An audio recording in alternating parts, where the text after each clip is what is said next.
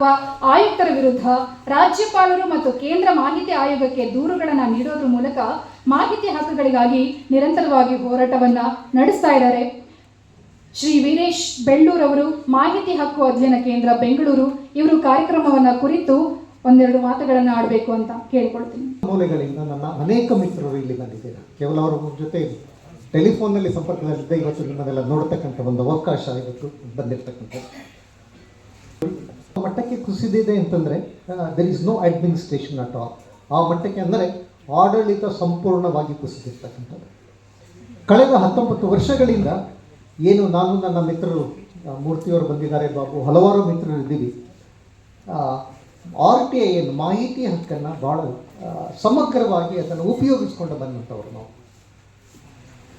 ಭಾಳಷ್ಟು ತರಬೇತಿ ಕಾರ್ಯಕ್ರಮಗಳನ್ನು 19 ವರ್ಷಗಳಲ್ಲಿ ನಡೆಸ್ಕೊಂಡು ಬಂದಿದ್ದೇವೆ. ಹಲವಾರು ಪ್ರಕಟಣೆಗಳ ಮೂಲಕ ಮಾಹಿತಿ ಹಕ್ಕಿನ ಪ್ರಚಾರ ಕಾರ್ಯದಲ್ಲಿ ನಾವು ತೊಡಗಿಸ್ಕೊಂಡಿರ್ತಕ್ಕಂಥದ್ದು.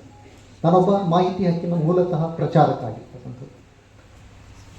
ಇತ್ತೀಚೆಗೆ ಮಾಹಿತಿ ಹಕ್ಕು ಬಳಸುವುದೇ ಅಪರಾಧ ಅಂತಕ್ಕಂತಹ ಒಂದು ಭಾವನೆಯನ್ನು ಇವತ್ತು ನಾವು ಎಲ್ಲಿ ಸೋಷಿಯಲ್ ಮೀಡಿಯಾಗಳಲ್ಲಿ ಇರ್ಬೋದು, ಮಾಹಿತಿ ಮಾಧ್ಯಮಗಳಲ್ಲಿ ನಾವು ನೋಡ್ತಾ ಇದ್ದೀವಿ. ಅಂದರೆ ಮಾಹಿತಿ ಬಳಸುವವರನ್ನು ಸಂಶಯ ದೃಷ್ಟಿಯಿಂದ ನೋಡ್ತಕ್ಕಂತಹ ಒಂದು ಇವತ್ತು ಪರಿಸ್ಥಿತಿ ಉಂಟಾಗಿರ್ತಕ್ಕಂಥದ್ದು. ಅಂದರೆ ಮಾಹಿತಿ ಹಕ್ಕು ಬಳಸ್ತಾನೆ ಅಂದರೆ ಎಕ್ಸ್ಟ್ರಾಷನಿಸ್ಟ್, ಅವನು ಹಣಕ್ಕೋಸ್ಕರ ಮಾಡ್ತಾ ಇದ್ದಾನೆ, ಸ್ವಾರ್ಥಕ್ಕೋಸ್ಕರ ಮಾಡ್ತಾ ಇದ್ದಾನೆ ಅಂತಕ್ಕಂತಹ ಒಂದು ವಿಷ ಬೀಜವನ್ನು ಇವತ್ತು ಅದು ಆಯೋಗದ ಆಯುಕ್ತರುಗಳ ವ್ಯಕ್ತಿ ಇದನ್ನು ಬೆಳೆಸ್ತಿರ್ತಕ್ಕಂಥದ್ದು ಭಾಳ ದುರ್ದೈವ ಇವತ್ತು ನಾವು ನೋಡ್ತಾ ಇದ್ದೀವಿ. ಮಾಹಿತಿ ಹಕ್ಕು ಬಳಸುವುದೇ ಅಪರಾಧ ಅಂತಕ್ಕಂಥ ಒಂದು ಪರಿಸ್ಥಿತಿಗೆ ನಾವು ತಂದಿರ್ತಕ್ಕಂಥದ್ದು. ಆದರೆ ಮಾಹಿತಿ ಹಕ್ಕನ್ನು ನಾವು ನೋಡಿದಾಗ ಮಾಹಿತಿ ಹಕ್ಕು ಎಲ್ಲೂ ಅರ್ಜಿಯನ್ನು ಹಾಕಿ ಮಾಹಿತಿ ಪಡೀರಿ ಅಂತೇಳಿ ಎಲ್ಲೂ ಕೂಡ ಅದರ ಮೂಲ ಉದ್ದೇಶವೇ ಅಲ್ಲ.